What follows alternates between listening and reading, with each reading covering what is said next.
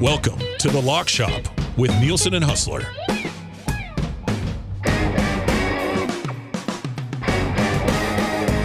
What is up, Lock Shoppers? Matt Iwanyk in once again for Dustin Nielson and Huss here on the Lock Shop. Huss out at the RBC Canadian Open at TPC Toronto out in Ontario. Dustin Nielson's in Montreal. He's got Friday Night Football for you tonight in the Canadian Football League. It is the Argos. It is the Owls. That will get going a little bit later. Dusty's back on the Lock Shop on Monday. Huss will be back on the Lock Shop on Tuesday.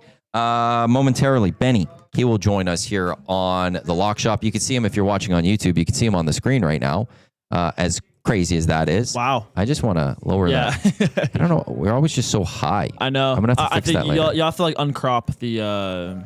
I know. The main. Do you want me to go do it right now? No. Well, actually, I think I could maybe do it from here. But no, I think we're lower now. Okay, yeah. We're just always so really close to the top there. Yeah. Thank you to everyone for listening live on EdmontonSportsTalk.com. Tune in iHeartRadio on Apple Music. Thank you for those watching on YouTube. And thank you to everyone for listening on podcasts, wherever your podcast. The promo codes for this month of June at Play Alberta, who proudly present both the Lock Shop and Edmonton Sports Talk. EST Casino, when you deposit 20 or more to get a $50 casino bonus, or use EST Sports when you deposit 20 or more to get a $50 free sports bet. Lots to get to on the Lock Shop today. The Lock Shop Parlay, which if you were in the nasty chat during the hangout, you would have seen a preview of this. Is Duck Dad knew where I was going. We'll have a fun Lock Shop Parlay coming up in a little bit. We will talk some Canadian Football League. We will talk some NBA Finals. Do want to talk some RBC Canadian Open. Cameron Champ currently atop the leaderboard at 12 under par. It is on the TV next to me, so I get to keep tabs on what's going on. But it is also Stanley Cup final game today, as it's game 2 between your Edmonton Oilers and the Florida Panthers. So we'll go through a little bit of that as well. And I don't know, maybe I'll have a little bit of time to get to the Canada-Ukraine Canadian Shield, I think it's called, game tomorrow out in Toronto. Soccer friendly. There you go. Sobe Kirk saying, Matty, can you confirm if I got some Canadian tickets? I did not. He didn't ask. He didn't ask me to get him some tickets for that. But I'm ready to go if he shoots out at any moment. I got my code through the Voyagers. I'm ready to go. I'm looking at the screen right now. The camera is out of the box on the screen. You know what I'm saying? Oh, I see a little bit there. Yeah. Well, here's the challenge. That's my OCD going off. But okay, while I appreciate that, can I do this without my glasses? What do we think? Okay, yeah. So top is it's still top there. Yeah, I'm gonna boost that a lot more. People are gonna see this live. Oh no, they won't see this part live on the screen. And then I can go bottom up. Yep. I can bring that up like that. That looks good. That should be the spot. That should do it. Look at us, Benny and I producing live right here on the Lock Shop. Let me see where that is. I'll have to press play and we'll get that going too. That's probably nice and tight now, don't you think? Yep. Looks good, I think. Yep. We'll get there. You can see it now? Because we're always a little bit behind. Wait. Is the bottom? Oh, the bottom still. You need to do more than no. I see what that is. We still have something. Other layer. Yeah, we have that other layer showing up there. People are going, what is going on the audio stream? Don't worry. We've got you covered. There you go. Look at us go. There we go. That's all there. Got it. Sobe Kirk, wow, that is all Benny does, hey? Pay him the big bucks. He's here to talk some hockey. He's here to talk some Oilers. As we will be getting going in on that. And I do have to apologize to Jay to start as the NBA Finals. I was thinking Pacers to cover. Yeah. And then there was a stat was thrown my way. And I went the other way to the Thunder. And I told Jay yesterday as he came up to me wondering, could the Pacers cover in game 1? I went, 1-11, 1-12 against the spread, the underdog. So he went the other way and he took the Thunder with the points. Gotta trust your gut. It didn't pay off. One ending. Pacers with the win. Yeah. People thought this would be Thunder in 5. There's been a lot of doubters for Indiana, though. No, like a lot of comebacks. They're doing it, and it's one of those right now off the bat. Like, let me see what the series outcomes are. What do we got? NBA playoffs. Thunder in 6 is now the favorite. Thunder in 7, 6 and 7. If you want the Pacers to win this series, plus 250. There's some value. They took one on the road. They did their job. I think they could feel good that they can go win games, and they're well coached. Rick Carlisle, winning coach, he knows how to do it. So maybe this is a team that's going to surprise a lot more here. Game 2 tonight. How you feeling, Benny? I'm feeling great. I mean, like if you're an Oilers fan, I feel confident after game 1. We talked a little bit about it on the Hangout where that might have been Florida's best game that they could play, and if it is, that doesn't necessarily mean that they're going to lose every game. You definitely still think that Florida can win a couple games with how they played in game 1. But for the Oilers, I don't think that was even their fully best game. I'd say it was pretty close, but I still think they have another gear to go. But if you're the Oilers, you got to love the situation you're in. You're up 1-0. If you win tonight, up 2-0 going back to Florida, that's not unfamiliar territory for Florida, but you defended home ice. You did your job. Look to get a split in Florida and come back with a 3-1 series lead back at home for game 5. Gentleman's sweep show. That'd be great. It's there. And yeah, like the goal is to always, to me, when you're the road team, especially early starts, it's to get you just beat Trev in overtime, Casey over Dallas and Tecmo. It's to get you always, when you're on the road, you just get that split. And if you hold home court, you could, that's like naturally people are gonna be like, yeah, you want the sweep, and I get that, but realistically, you have to give credit to the Panthers that they're gonna find wins at some point. Right. If you go down to Florida up 2-0, you're just really worst case. You're just trying to get that split. Yep. That's all you're trying to do. But you're also playing with house money in the sense that even if you don't get the split, let's say the Oilers are up 2-0 and go to Florida and lose 2. Okay. You're feeling good because that's a 3 home ice. It's best of 3, but you got 2 on home ice. Yep. And if so, you want to play home ice series, Florida, that's cool. We're fine with that. Yep. So that's where the Oilers could really have a nice commanding lead in this series, where they go to Florida and all the pressure goes to Florida in those 2 games. Yep. Like, to me, there's almost no pressure on Edmonton if that's what happens going down. What impressed you most about the Panthers in game 1? I mean, their strengths, they were prevalent. It's their forecheck. Like that. I brought it up on the Hangout a couple of times where I think that the Oilers are the best suited D-core to deal with a high forecheck team in Florida, but they still look relentless and they still had their moments where that forecheck was hard to stop. Now they did sit back a little bit when they took that lead against Edmonton, and that's been the recipe for the Oilers to have comebacks against these teams that they sit back. We saw it at LA, we saw it at Vegas. Edmonton really didn't have to make any comebacks against Dallas. So, but those 2 teams in the first round for Edmonton, they would sit back when they got those leads, whether that's just nerves or just that's their coaching style, whatever it was, it led them to give up a lot of leads to Edmonton, which, it never seems like they're out of a game. So obviously that 31-0 stat from in the Paul Maurice era of Florida gets shattered by this Edmonton team. I can't say I'm shocked because it's just they never seem like they're out of a game. So I would say for Florida, if you have that lead in game 2, stick with that forecheck. Make sure it's still going. Well, here's the question I'll throw, because I'm not a big bettor. Yeah. But when the Oilers got down, was it 2-1 going into the second? Yep. Yeah, I bet on the Oilers on the money line. Yeah. I just they're going to come back. What's the number going into the third period of a deficit for the Oilers where you'd be like, ooh, this is going to be tough? Because 1 or 2 in terms of goals, like difference, the deficit. Like the Oilers going into the third period down a goal. I didn't care about the 31-0 stat. The Oilers can score a goal. I'm not worried about that. They pull the goalie. They're scoring a goal. Yep. They're down 2. I'm not worried them finding 2 goals. Yep. What is the deficit for you where you would go into a third period thinking the Edmonton Oilers, this one might be tough to come back? I think it's 3. It's 3? 2 against Florida is a tough team because the famous Anaconda chokehold is what they're labeled as for like closing out leads. Obviously, we saw the Oilers beat that last game, but I think 3 is where you start to go, all right, like that's a tough lead to go. Especially I think Bobrovsky is going to have not like he played bad in game 1, but he's going to have a bounce back game. If the Oilers are down 3 going into the third, I wouldn't throw money on it. I still wouldn't take it out of a possibility that the Oilers come back from it. But 2-goal lead is very much available for the Oilers to come back from. I think it's absolutely a possibility for the Oilers to come back from down 2. Because I'll say this: if you're looking at some of the betting, if the Oilers are down going to third period by a goal or 2, yeah, that's an easy money line play Easy. on the Oilers, I think. Easy. I think you just take that value right there, throw a couple bucks down. Because to me, the two, because why I'm okay with two is I think through 15 minutes, the Oilers can get one goal. Mm-hmm.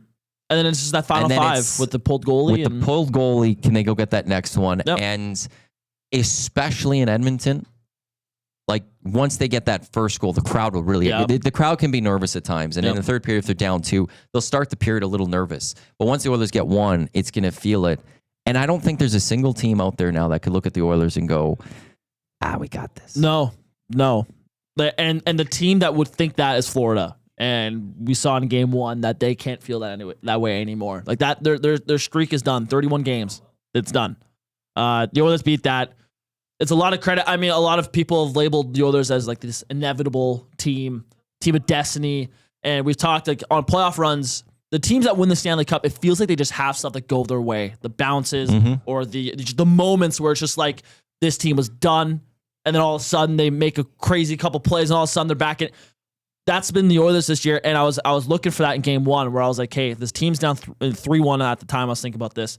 It's like, if this team's going to win a Stanley Cup, something's going to happen here. Like something, either just a goal's going to go in or a big play's going to happen where this game's going to change a little bit. And sure enough, like those things have been happening. And then in overtime, it's like same thing. Like the Oilers are undefeated in overtime this playoff run.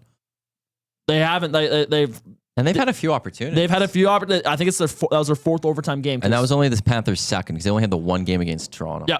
It's Drysdale's got 3 goals and Captain's got the other. so and he almost had the other one. It's almost been 2-2 split there for them. But like this team is clutch.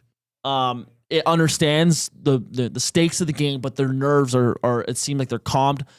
And I think a big part of this is that they've played in every single situation. Now there's no game that's too high of stakes for them anymore. They played in Game 7 in the Stanley Cup Final last year. Nothing's bigger than that. So what's there to be nervous about if you're Connor, if you're Leon? You've played in every big moment now. This is normal to you guys. So it seems like everything's going their way right now, which is a great sign for Edmonton. Kapanen's plus 481 to score a goal tonight. Like he's just been so impressive. He has been. I love the story of a waiver pickup. Like he said in his press conference after game 1, like he thought his NHL career was coming to an end. And so there's nothing more motivating than that, like knowing that, this might be your last chance. And I mean, a hell of a spot to get put into. Like you could have gotten claimed by some bottom feeding team and maybe you get some top 6 minutes and you get some points up and maybe you can find a career through there. But sure enough, you get put on a team that has cup aspirations. You get thrown on McDavid's line, I'm pretty sure. It was pretty early into his tenure here. He gets paired with McDavid, and ever since then, it's just been like he's had a role. He started off as a healthy scratch in this playoff run. That's the other part. Like he made his way to the lineup because they felt like they needed a change, and he has made it impossible for them to take him out. They have Jeff Skinner, who's been a 30-goal scorer, 40-goal scorer, I think, one time in his career. Sitting in the press box right now because Kasperi Kapanen has made a role out for himself. It's a great story to follow. Point a game player in Jeff Skinner in the playoffs. And he can't even find a way in his lineup because of what Kasperi Kapanen is doing here with the Edmonton Oilers in these playoffs. It's just it's a magical run. But the team of destiny, like it does feel that way. Yep. You need players like this in a cup run. You do. Like it's like the Podkolzins and the Kapanens and even Arvidssons, coming in and out, and when he comes back in, he's making an impact. Like you need these guys to have a successful playoff run. And you can even go back to Connor Brown and Matthias Janmark last year. Those were the surprises last year. And I think that's why it was so prevalent that they bring them back. It's because like they know they can do that in the playoffs.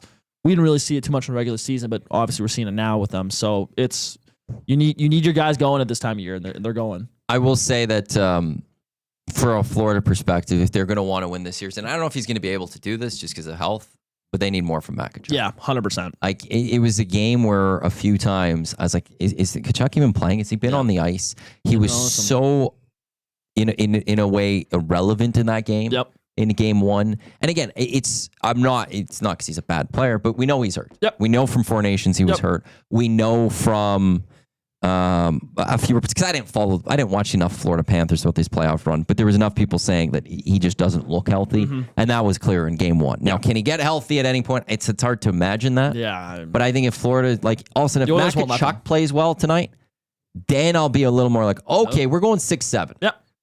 But if we see this, if we still don't see a lot from Matt Iwanyk tonight, that's the X factor that I think they really need. And like, can Sam Bennett repeat what he did in game one? He was great. He was fantastic. He was unbelievable. He might have been the best player on the ice that night. Like just total. McDavid had his great heroics and Draisaitl with his 2 goals, but Sam Bennett was a beast for Florida on the forecheck. Just everything. He touched every aspect of the ice. So like, I don't see the same game from Sam Bennett. I expect him to be a killer in this series still. I don't expect him to lay off the gas by any means, but I just don't see as big of a game from him.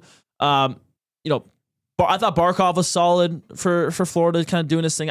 There might be a chance he's banged up too, but yeah, like that's the big thing. I think like you notice Evander Kane more than Matthew Tkachuk, and that's all, and that's gonna be the matchup that they pair up with, right? Like you want Kane to neutralize Tkachuk, and I think Kane won that battle between Tkachuk and game one. So he has a road to NHL, tied an NHL record of 11 road goals. So tonight, if he gets a goal, he would break an NHL record. He has 6 goals on road goal streak, according to NHL PR right now. Sam Bennett scores how many overall does he have these playoffs? I'm just going to quickly check. 12? Yeah. And he's got, what did I say there? 11 on the road. So he's not a guy that I'm expecting to score a lot of goals when the series heads to Florida. No. But he's plus 217 right now for goal scorers on Play Alberta. So if you're actually looking to maybe bet on the other side just slightly, Sam Bennett scoring a goal actually isn't a terrible bet because he's a road guy. I know a couple people that like to bet the other side, so that's either they win money or they watch their team win. There's that way. Yeah. So I saw somebody, I think maybe it was on Reddit. They're like, I'm thinking about putting $1,000 on the Panthers because if the Panthers win, I'm mad at the Oilers, but I've got some money.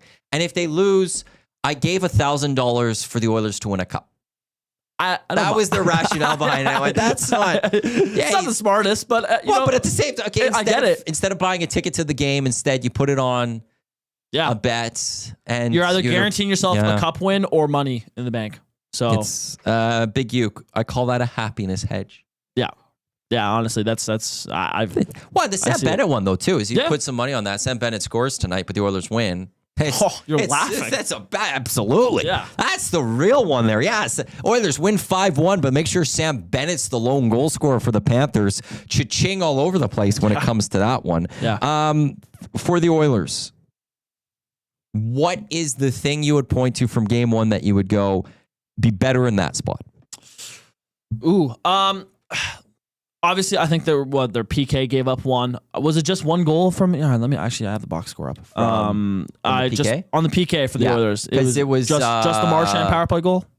Yeah, because they scored the goal prior. Bennett scored prior. Yeah, and then there was another one later. Yeah. So their PK was actually pretty solid from what I remember. I would just say like a more sustained pressure. I felt like obviously the second period was all Florida, and there was a good point. I was watching a live stream yesterday, and they made a very good point that it's the long change that really helps Florida with their forecheck, because when you are getting that many guys coming at you at that speed on that forecheck, and you're just trying to get it out, and that long change is so much harder to do in the second period. So I would target the long change in this game for the Oilers. If you can keep the puck in their end and allow to have line changes as you're cycling in their zone, I think that's going to make a huge difference, especially since the Oilers run all 4 lines and the Florida Panthers don't. So I think it's more crucial for the Oilers to make sure like those line changes are going well. We've talked about depth with this team, and the Oilers, their depth is playing a lot better, and obviously looks way more trusted from the coaches as well. So I think the line changes, especially the second period. I forgot to check when everything's happening. I haven't really been on Twitter much. The Oilers today had a morning skate at 10:30, and it looks like media available was to follow. Lines looking the same. Yeah, McDavid Draisaitl split. Have you seen anything in regards to like Chris Knobloch or anything? Any news of notes? I'm gonna just double see. Yeah, Daniel Nugent-Bowman's usually a good one to quickly look at. I don't think I've missed anything so far. Yeah. Games start. So the way they started game one will be the line. So McDavid and Draisaitl will start on different lines. Yeah. So yeah, not how the game ended, but how the game started will be the lines for tonight's game against Florida. Reminder: GCL Diesel Oilstrom pregame show of 5:00 tonight, right here on EST. Tom Gazzola live from the Canadian Heights House alongside Hernan Salas. They'll get you set for game 2, Oilers and Panthers, before the series will head down to Florida next week, Monday and Thursday, being games 3 and 4. Coming up, we still have Oilstream EST Afternoons, Reed Wilkins Show with Jay Middleton until 5 o'clock. So full coverage right here on Edmonton Sports Talk will continue throughout today as we do get you set for that Oilers-Panthers game 2. Just any final thoughts that you want to throw out there? No, I ready to go. If you're going to game night, make sure it's loud. Obviously, the Oilers fans did a great job of keeping a good atmosphere. I've seen a lot of people that are coming in here for the first time going like, they're shocked at how many fans wear jerseys, and I'm like, maybe I'm just like not. Maybe I just haven't been out of Edmonton enough to know like is it like, does Edmonton have like a very high like jersey to like non-jersey wear ratio? That's what Wyshynski was saying a couple days ago when he was in studio. Like they were saying like 3 out of 4 people I feel like are wearing a jersey. I'm like, is that not the case anywhere else? I don't know. I'm just I'd have to ask like Huss and stuff. Oh, I think I'm really messing up here this thing. I'm gonna have to. I can go tweak it. Like, okay, because we'll just need to get a one shot after. Yeah. The only complaint I have, it's a small one, is that there's a lot of jerseys, but they're not the same. Yeah. So it's not like one color that can go through. The orange and the blue. But no, like you look down and it's like 3 out of every 4 people have a jersey. Yeah. It must not be the case. I'm going to guess that maybe Toronto's not the case. Down south, that's the case. Calgary's that case. Yeah. You know, when they're in the playoffs, you see the and it's red generally. Red. Yeah. Winnipeg's always white, and I think that is more the shirts that they give as opposed to. I was gonna jerseys. say, like, I wonder, like, does their white jerseys sell more than the home ones? Knowing that, like, if they're in the playoffs, they want the white out. That'd be a question I'd have to ask Huss. Yeah. I think for that one. But yeah, I'm with you. I haven't been to enough other places to really judge that. But a guy like Greg Wyshynski would have been there, and he would have said, he would see that. So good on Edmonton. And that's just the thing, like game days, especially in the playoffs and Stanley Cup final, you walk around, you'll see a lot of jerseys all around. Thank you, Benny. Yeah. This was great. Thanks for having me on. If you could just somehow get a one shot of me you. there. There's Benny, the intern. You can hear him on the Hangout with me many times. And they're coming on here with great analysis of this Oiler game. If you do go to Play Alberta right now, it's a tight. I guess it's almost a pickup when it comes to the money line. The Panthers are at minus 105. The Oilers minus 118, so slight favorites in this one. Over-under still set at 6.5. That was the same case in game 1. If you think the Oilers are going to win by 2 goals, they are plus 175 on the puck line at Oilers minus 1.5. Reminder with the EST specials today. Dusty's got his already up. Oilers to win, McDavid 2+ points, Bouchard a point, Draisaitl a point. That's boosted to plus 300. His play of the day also is Corey Perry, 1+ point at plus 100. If you go to playalberta.ca or open up the app, it'll just say EST Specials. Click there, and that's where those bets will be. Jay's play of the day is coming in a little bit. He'll have that posted. I've sent, and if you were listening to the Hangout, you would get a little early tease of what the Jay's play of the day is going to be. I have sent my lock shop parlay. They said on it, so we'll see if they can get that up there shortly. And then once, I'll wait a little bit, and then I'll get into discussing that. Thank you, Benny, for that. So yeah, Play Alberta right now. RBC Canadian Open. I know Rory McIlroy's fighting to make the cut. He right now, through 1 hole, is even. He's still plus 1. The leaders at minus 12. They don't have a projected cut right now as I'm looking at this. Oh, no, projected cut 2 under. So Rory's got to make up 3 shots at this moment. Oh, he's on 2, going for a birdie. I'm going to give you a live coverage on this one right here. Not even close.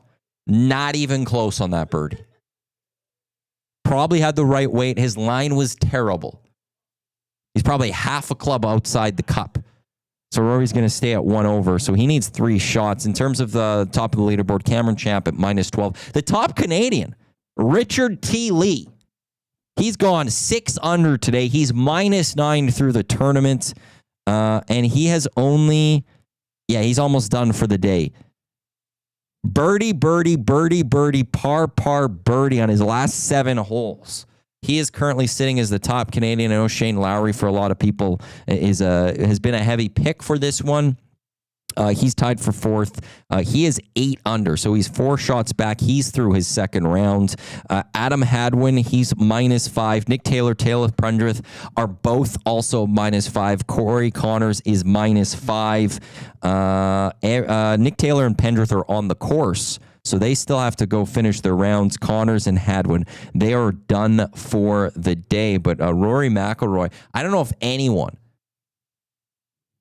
would have bet before this tournament on Rory to miss the cut. He was the favorite to win this all. I said yesterday I would like to see the numbers. If the leader was still at around -5 and he was +1, what the odds would be for him to go win it. I think it was -9 leader after round 1. The odds end up being 5,000 to 1, or plus 5,000, I should say. I think that's what it was. Or was it +500? I think it was +5,000. I wasn't going to touch that one. Just once the leader went to -9, him having to make up 10 shots right now, that looks to be good. Mark in the nasty chat. Anyone get on Rory for 50 to 1 live bet? I don't know if that's if he makes it through, maybe there's something there. But he's really how has he been doing since the Masters? Because it hasn't been good at all for Rory, really. Results. Here we go. He wins the Masters. Goes T12 at Zurich, T7 at Truist, and then T47 at PGA. So a couple of okay tournaments after the Masters, but really hasn't come close to that form that he saw at the Masters. U.S. Open's next week, so we'll see what he can do out there. But I thought this guy's going to start rolling at majors because he's just one of those guys that the career Grand Slam's over. He has no pressure. He's won it all. And he's kind of free, but instead it's kind of going a little bit the other way. CFL action later tonight. We've got the Als and the Argos. No Chad Kelly for the Toronto Argonauts. They've got a lot of changes defensively. This line has moved. Starting this week, and for most of this week, it was the Als at 4.5. That now is 5.5. Over on Play Alberta. The Owls -50 on the money line. Argos +175 tomorrow. You got the Stamps as the underdogs. They're +110 on the money line, while the Ticats are -2.5 on the spread. And Elks, Lions, Elks 5.5 point dogs, +170 on the money line. The depth chart for the Edmonton Elks has come out. I'm always excited about this. Brett Boyko is listed as a game-time decision at the right tackle position. He was shown up, a surprise out of nowhere, shown up on the injured list yesterday. He's listed as a game-time decision. No other real surprises on the depth chart. Brinkman will get his first action as an Elk from the Argos. He did not play in either of the preseason games, from what I can recall. So him, Sresden, and Smith coming together from the Argos. They will be on the defensive line along with Barlow. Linebacking core, Morgan Anderson Jackson. In the secondary, Metier with Rugumba, Williams, and Bynum and Ford. Your receiving core, Dunbar, Gittins, Mathis, Julian Grant, and Smith. Rankin, Leak, Green, your running backs and fullback. And kick returners is listed as Javon Leak. So Elks get going tomorrow out in BC Place. It's an 8 o'clock kickoff on TSN. We will have green and gold kickoff coverage for you. Myself and Jay Milne, we're going to have to discuss our dinner plans. We're going to have to discuss our snack plans, as we'll have things at 7 o'clock for you right here on Edmonton Sports Talk. Your clear choice for Edmonton Sports, presented by Play Alberta. We will have you covered all season long when it comes to the Edmonton Elks, an hour before every game, as well as following every single game of the Elk season. We'll have pre- and post-game coverage for you. Their home opener coming June 19th. It's a Thursday as the Montreal Alouettes come to town. Oh, I think I screwed something up, sending something for the Alouettes.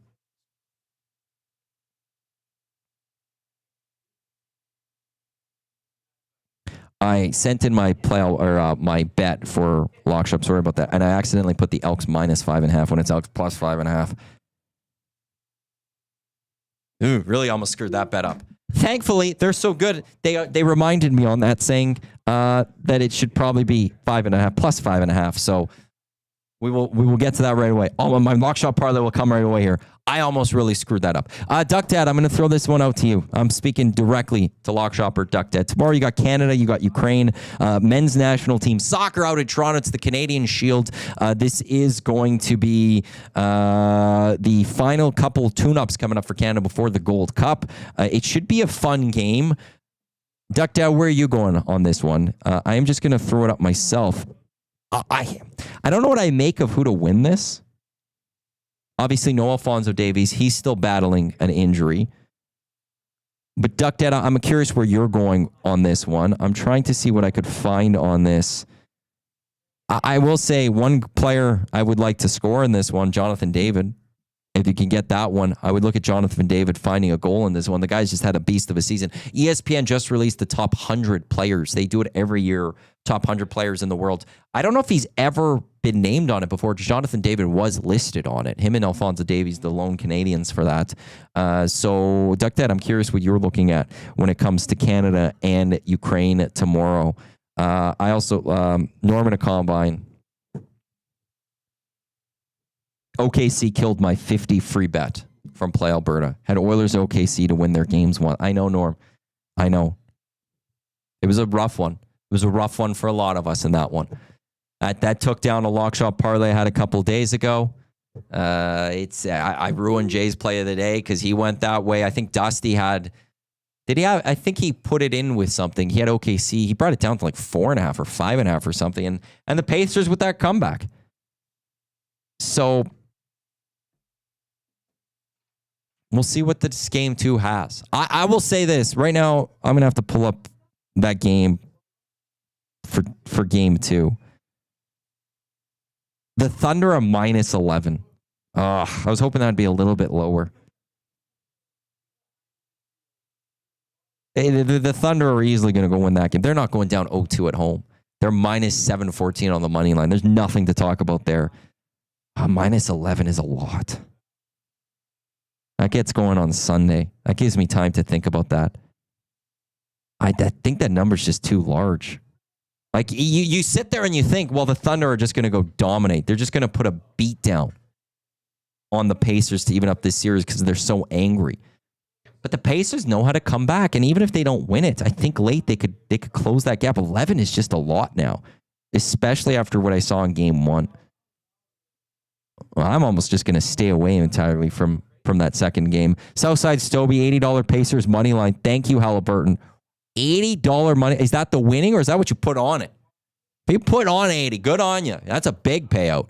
If you won 80, obviously that makes a lot of sense too because you don't have to put a lot to get that because they were heavy underdogs going into that one. And yeah, Duck Dad, if David is playing, anytime goal scorer is a strong play. That's what I'd be looking at if you can get that one and if he isn't playing or if he is indeed playing. I haven't checked closely on that one. Duck Dad also adding Canada does have Larea available. I like that for their chances. It's going to be a close. Oh, that's what he put down, Southside Stobie. Put down 80 on the Pacers money line. Good on you. That's a round of clicks for you on that one. Bold. And that pays off for you. One of the few people who are just completely losing their mind here at Edmonton for Halliburton's buzzer beater there. Good on you, Southside Stobie. That's a great hit. Yeah, but back to like Duck Dad with Larea. Ukraine and Canada's a nice comparable, I think. This is going to be a close matchup. I don't know what the rules are. I haven't looked into it. If it's tied after 90, does it just go straight to penalties or anything like that? Or if they're just going to have draws and things like that. This should be a close one. I think goals will be scored. So I switched away from my play here. I got to see if I could quickly pull it up here. If I could find both teams scoring. I also like that. Oh, you could do Canada, not both teams to score. Don't like that one. But going both teams to score, if you could find that one, I do really like that one. Because, like, Ukraine's a good side. They can play well. Canada's got, like, the one thing we actually have, and we've had it for a number of years, is we can score goals. Defending's a little bit tougher, and that's where it opens up, I think, both teams scoring. Big Slam Nasty. What's the Sport Bet promo code again? Sorry, no, don't be sorry. EST Sports. Deposit 20 or more, and you get a $50 free sports bet in this month of June. Again, next week, when I talk with Dusty, I will ask him about it. But if you hadn't used it in May, you could also use YEG50, YEG50. And when you deposit 5 or more, and you'll get a $50 sports bet. Duck Dad says it's minus 139 for both teams to score. That'll be a fun little match tomorrow. 1 o'clock. Looks like that will get going, so you can watch that game, relax, and then get ready for the doubleheader in the Canadian Football League as the Stamps host the Ticats, and then you have the Elks in BC to take on the Lions. It is a busy weekend for Edmonton sports, and that's what's going to lead to the Lock Shop Parlay. Still not up just yet, as again, I screwed it up sending it to them, so hopefully they get that up shortly. But you got the Edmonton Oilers playing tonight. Take it on the Florida Panthers. As I mentioned already, they are the slight favorites in that one, minus 118 on the money line. You got the Elks tomorrow, 5.5-point dogs. You also have Edmonton Stingers action. They're out in Montreal tonight. You could catch that game live right here on Edmonton Sports Talk. 6 o'clock, right after the GCLD's Oilstream pregame show. You can throw on EST, listen to the basketball, watch the Oiler game on your TV. The Stingers are the favorites in this one. Minus 152 on the money line, minus 2.5 point favorites across the spread as they take on the Montreal Alliance. So here's the thing. And I thought about this yesterday, and then Duck Dad actually in the Nasty Chat put this one in there, and I was like, whoa, Duck Dad, you've nailed what the Lock Shop Parlay is going to be today. This is Edmonton Sports Talk. We're here for Edmonton. So this is what I've thrown to Play Alberta, and this is what we're hopefully going to be able to see on Play Alberta shortly, and hopefully a little bit of a boost. We're going all Edmonton today. Well, this weekend, I should say, for the Lock Shop Parlay. Who's betting on the Panthers in this city? Oilers money line. Favorites out in Montreal, the Edmonton Stingers. Taking the Stingers on the money line. And then, hey, look, I actually have a little bit on the Elks to outright beat the BC Lions. But if you're going to give me points on the Edmonton Elks, you're going to give me some points to work with when it comes to the Edmonton Elks, especially in week 1 where you just never know what's going to happen. Wild things happen. And we're going to throw this into a parlay. I'm taking that points. It's going to be the Edmonton special for the Lock Shop Parlay today.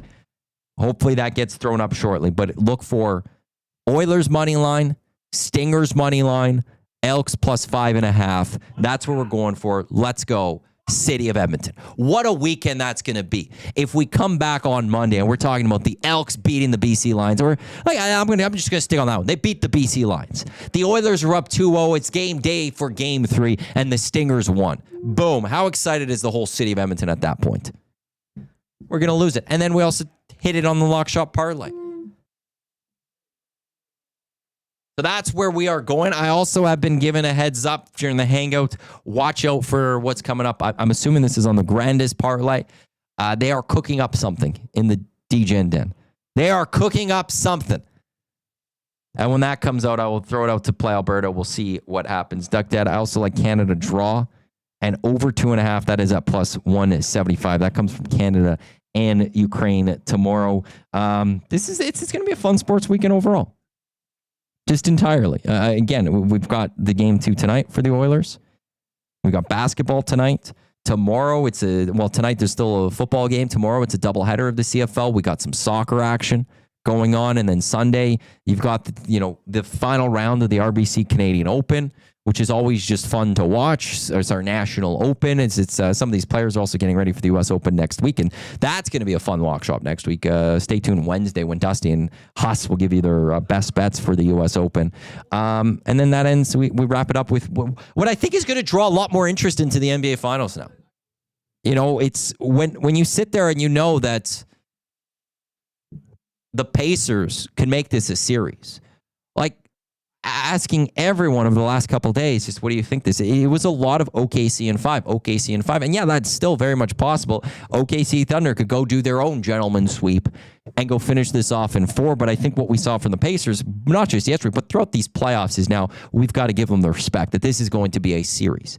And Sunday night is a game that we're going to have to go watch, because can the Pacers go steal 2? Or can they keep it at least close? Because then we're going towards the series shifting to Indianapolis next week.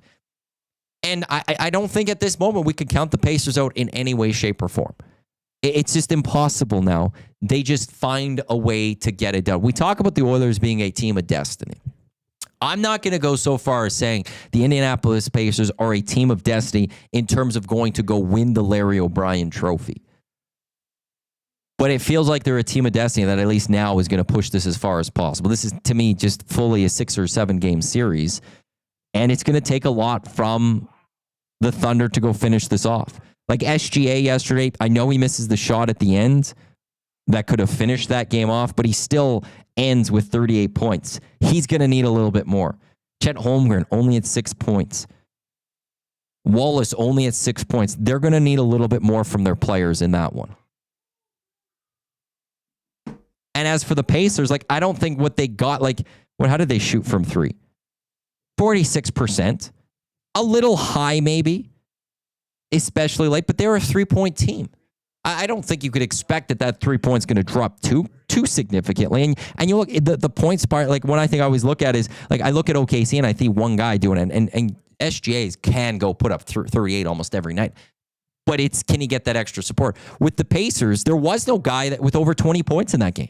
The production was spread out across the entire lineup. Siakam with 19, Naismith with 10, Turner with 15, Halliburton with 14, Nembhard with 14, like, and then Tobin from the bench with 17.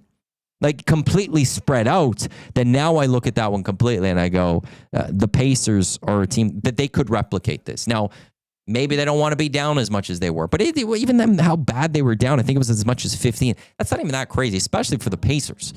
So it's now a series that we're going to see in the NBA, I think. And from an entertainment perspective, I'm all here for it. I do still want SGA to get his ring, but I'm also for a nice long series in that one. The lock shot parlay is now up. Oilers to win on the money line. Stingers to win on the money line. Elks plus 5.5. That is plus 480 in EST special. So it's the Edmonton Sports Scene special for the lock shot parlay. Up live now at playalberta.ca. I am just going to hit this right now as I am talking to you because I don't want to forget, although I won't as I'm walking back to my desk. I'm going to put something on that one. There we go.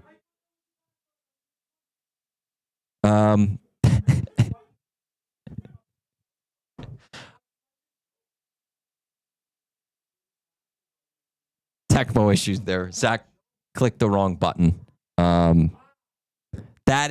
We've all been there for that one. Zach clicked the wrong button. It sounds like he was trying to click the back button, but he punted. We've all done that one. Zach, we've all done that at some point in our careers.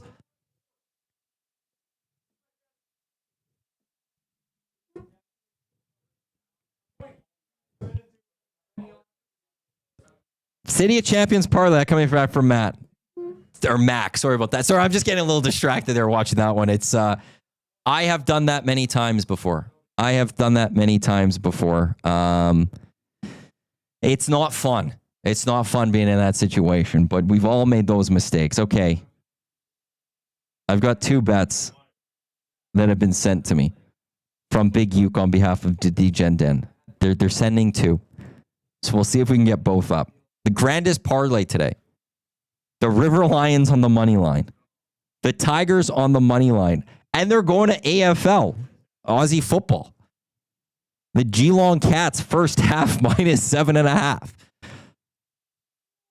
And then this is something that has come up. I think it came late yesterday.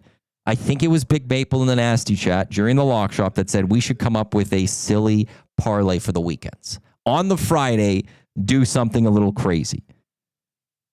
So the silly EST Goose parlay. We've got Canada, Ukraine, both teams to score an over 4.5 goals. We've got Curacao for St. Lucia under 3.5 goals. And Turkey 3-1 over Poland. Correct sets in volleyball. We are doing a wild thing in that one. That is what the boys have sent me. I absolutely love this. So again, the grandest parlay, River Lions money line, Tigers money line, the Geelong Cats first half, minus 7.5 in the AFL. I'm assuming the River Lions, that's CEBL. Is that CEBL action? The Niagara River Lions taking on the Shooting Stars. And then the silliest goose parlay, Canada, Ukraine, both teams to score over 4.5 goals. Curacao versus St. Lucia, under 3.5 goals. And then in volleyball, Turkey and Poland, 3-1 correct sets. That's women's volleyball for you. It's absolutely incredible what you said. Boys and gals, I will send that to Play Alberta in a few minutes here and see what they could do when it comes to getting that into the ESD special. So keep it long. I'm just fascinated what the numbers are going to be for that one. Especially the silliest goose parlay. I am very much looking forward to that way. The women's volleyball one, I think Big Euchre. You saying that's plus 300 to bet that one solo? So this should be some fun numbers. This is what I love about the DGen Den and stuff. You guys are doing things and just having fun with it. And hey, look, if that hits, you guys are having a really good weekend, aren't you? You guys are going to have a really fun weekend. So once again, Play Alberta promo codes for the month of June. EST Casino, deposit 20 or more, and you'll get the EST $50 casino bonus. EST Sports, deposit 20 or more, and you'll get a $50 free sports bonus. Is also YEG50 when you deposit 5 or more for a $50 free play. And that is a rollover from the month of May. So I think if you used it in the month of May, if I'm correct on this, and again, I'll double check this with Dusty next week. If you used it in the month of May, it won't be able to be used in June. But if you hadn't used it in the month of May, it's just a code that is continued on. Whereas the casino and the sports one, they're different codes. So they're brand new. And that's why everyone could use them. I think when it comes to the YEG 51, it's just we've extended the time that you can use that code. And that's why it couldn't be used again if you were an existing member. But if you're a new member, you can go and... use that one still for a $50 free bet. And again, Elks taking on the Lions tomorrow.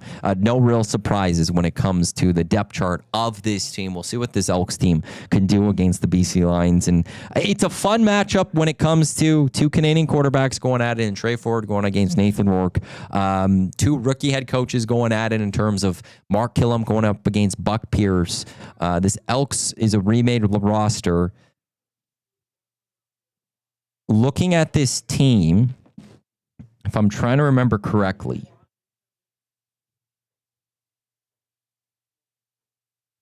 is there 5 returners on defense? No, I think 4 returners on defense. You got Bynum. No, he's new too. Is it just Niles Morgan and Nick Anderson new on the defense? It might be. It might be 9 of 12 defenders are new to the Edmonton Elks defense to start this season. Now, Noah Curtis generally would be on the defensive line, but he's hurt. He got hurt at Fan Day. And he's on the 6th game. So we'll see when he could come back. But I think there might be 10 of, well, I guess my math is wrong. It's 10 of 12 starters who are new to the Edmonton Elks. Because Barlow, Brinkman, Serezna was here before, but he wasn't here last year. Smith wasn't here last year. Mechia wasn't here last year. Ford wasn't here last year. Hey, Hernan, how many returning players are on defense when you look at this? Is it just the 2, the linebackers? Because, well, there's... Hernan's going to go check that for me there. But I think you've got a completely remade defense, a new defensive coordinator in that one. But, hey, I'm just asking him a question here. Bynum's new? The depth chart says it's his first year with the Elks. No, Bynum played last year and started a bunch of games. So it's Bynum, Anderson, Morgan, Jackson. So there's 4 returning starters. 4. Okay, because, I'm just looking at the sheet. Bynum and Jackson are listed in the roster as first year with the Elks. No, Jackson last year started at safety game 1, and then he played a little bit of halfback. So, okay. But now he's a new, and then Bynum started a lot of games at corner. Okay. So some of those things just aren't fully corrected then in that sense. Okay. Because I was like, that doesn't seem right. Just the 2 guys back. But still, that's a lot of changes. Yeah, it's only 8 of 12 guys are new on the defensive line. Even offensively is a lot of new guys. Cordy is returning. Boyko's returning. Ivy's returning. Beard Mathis and is McKellar. returning. Gittins is returning. Rankin's returning. Green's returning. Smith is returning. Not as much, but Yeah, but so it's Dunbar's new. Beard is new, but McKellar's new. But in the same time, Cordy's actually moving to a different spot. So while he's a new guy, he is moving over. And then Julian Grant is new. So a fair amount of changes there, but a lot more similar offensively than it is defensively. So once again, the Lock Shop Partner Parlay, the Edmonton Oilers to win on the money line, the Stingers to win on the money line, the Elks plus 5.5 points, that's plus 480 up at Play Alberta in the EST specials. I will throw that out there as I'm done here on the Lock Shop to Play Alberta for the Grandest Parlay as well as the Silly Goose Parlay. We'll see if we can get both of those up as well. But that's it. Oil Stream coming up. With Reed and Gager, we've got EST Afternoons, Hernan and Gager. We've got the Reed Wilkins Show with Jay Milne from 3 until 5. We've got GCLD's Oil Stream pregame show. Who's on with you guys tonight? You and Tommy with... I don't know yet. You don't know I yet, know okay. Stephen Wino's joining us though too. But yeah, because Cass isn't around though. Yeah. So we'll see what Tommy has cooking for that one. They'll also have the post-game show for you. A reminder, tomorrow we've got Hello Hockey at 10 o'clock. We've got Green and Gold kickoff show and post-game show. Kickoff show getting going at 7 o'clock tomorrow. Then on Sunday, we do got the VIP golf show at 8 o'clock. I know Bob Weeks is going to be on. And then we're back Monday. Dusty will be back on Monday. We'll be getting you set for Game 3 of the Stanley Cup final, as well as recapping the weekend in sports. Thank you to everyone for allowing me to be the host of the Lock Shop for this week and welcoming me on the Lock Shop as the main host. I know I've been on in the past, but Huss is generally hosted, and I've just been on with him. So thank you to the Lock Shoppers out there. I do appreciate it. All the best this weekend with everyone out there. Use your game sense, bet responsibly. But that will be it for me on this Friday. As I said, up next, it is the Oil Stream, Reed and Gager. Thank you to everyone for listening to the Lock Shop, presented by Play Alberta on Edmonton Sports Talk, your clear choice for Edmonton sports. Enjoy all the sports this weekend. Enjoy Oilers tomorrow. I will talk with you tomorrow before the Elks game. Have a good one.